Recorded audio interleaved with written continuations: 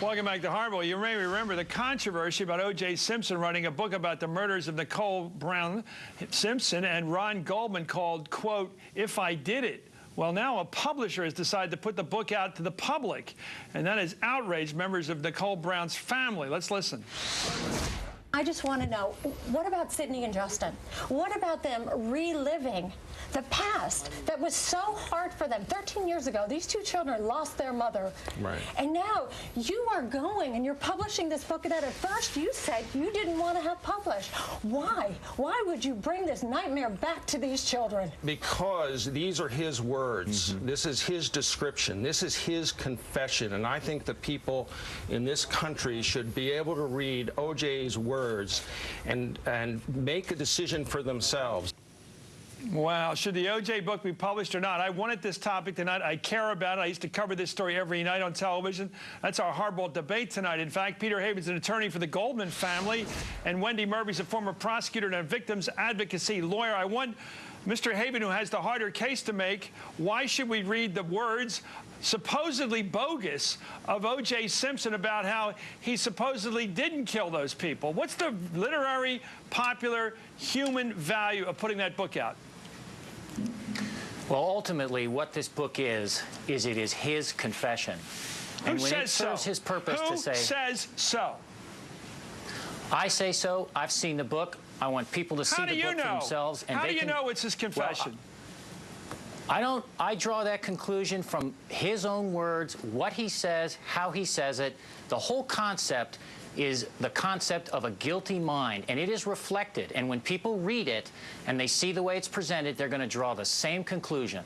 Okay, let me read it to you. I will help you make your case. Here's an excerpt from the book, If I Did It, which is about to be published. Quote, I noticed the knife in Charlie's hand, and in one deft move, I removed my right glove and snatched it up.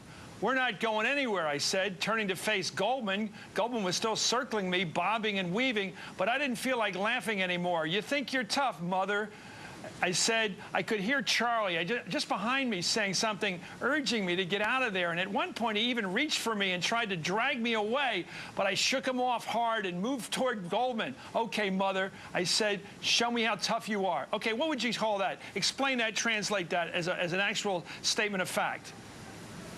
Peter. I believe that's a statement by the man who committed a crime as to how he wants to portray how he committed that crime. There's no doubt in my mind that those statements reflect someone who actually did those crimes. So it's not creative writing by OJ Simpson. It's a recounting of his horror, and it is an admission, you argue, if not a legal admission, a factual admission of having killed those two people, Nicole and Ron. Why would anybody Now, I'm in asking his you, position, is this a factual admission of murder? I believe it's a factual admission of murder. I ask the people to read the book themselves and decide whether or not they embrace every one of those details, but there's no doubt it is a factual admission of murder. So the jury was wrong in the murder case. Murder. The jury was wrong in the murder case. They got it wrong. The jury never saw this evidence. We have evidence now that the world can read and draw their own conclusions on. They never saw this. Wendy, he never testified. Wendy Murphy, your judgment as to whether a book like this, which is some kind of account of something by a man who was found guilty, at least in a civil court, if not in a criminal court, of having killed those two people. There's no question that I agree with Denise about this. This is pure blood money. Whoever gets the money is getting blood money, and it doesn't really make a difference that the money might go to the kids.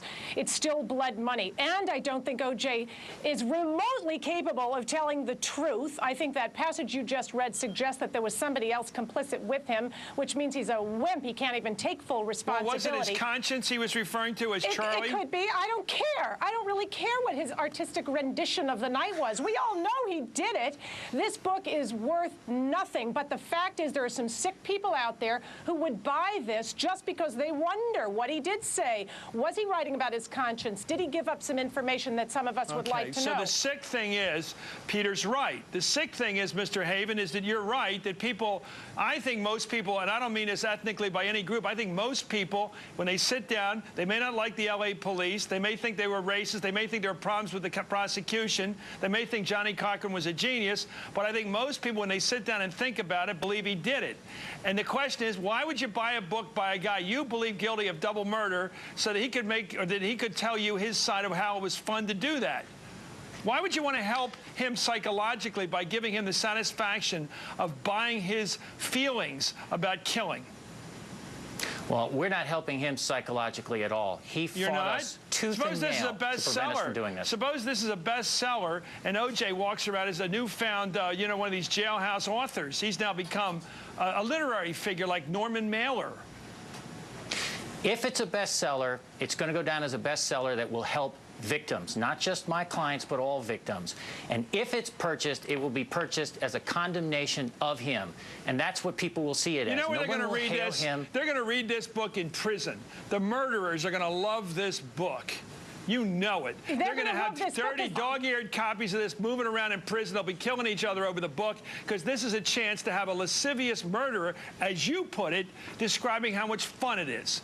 And they're going to learn some new tricks about how he got away with it. And, you know, look, the bottom line is, if I hear one more time that this is going to be good for victims, I'm going to throw something at this television. Look, the point is, this is really bad for victims, exploiting what he did, making money off what he did.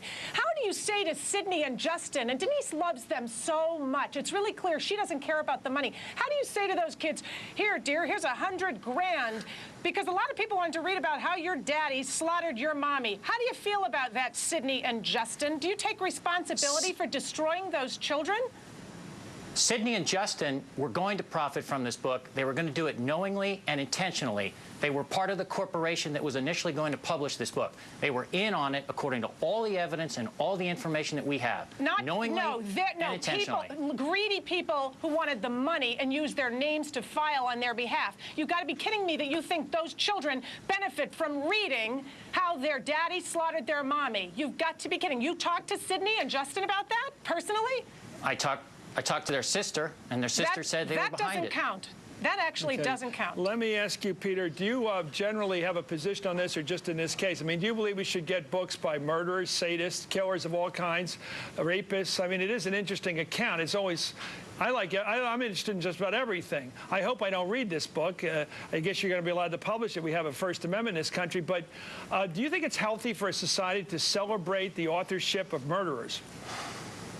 And that's what you're doing here. No matter what else you're doing, you're celebrating OJ as an author, as a person whose account of something is valuable for the reader, because you're going to charge him for it. That's exactly the opposite of what we're doing. What we're doing is taking what he wrote, and we are empowering victims with it, including our clients who are victims. We're giving them a great sense of power to take words that were going to be used against them, take them from him, and use them in a way that's positive to help them and to help other victims as well. These words are out there. They're not going away. We didn't write them. We didn't create this situation. But you know what? Look, the public became so outraged that the book was actually put away because people were disgusted at the idea that this should make a dime, and they didn't care that the money was going to the kids. So the idea that you think this is somehow now helpful, what has changed? The public is outraged. Ladies and gentlemen, no matter what. Wendy and Peter, the beauty of our country is you don't have to buy anything you don't want to buy. Thank you very much, Peter Haven. Thank you, Wendy Murphy.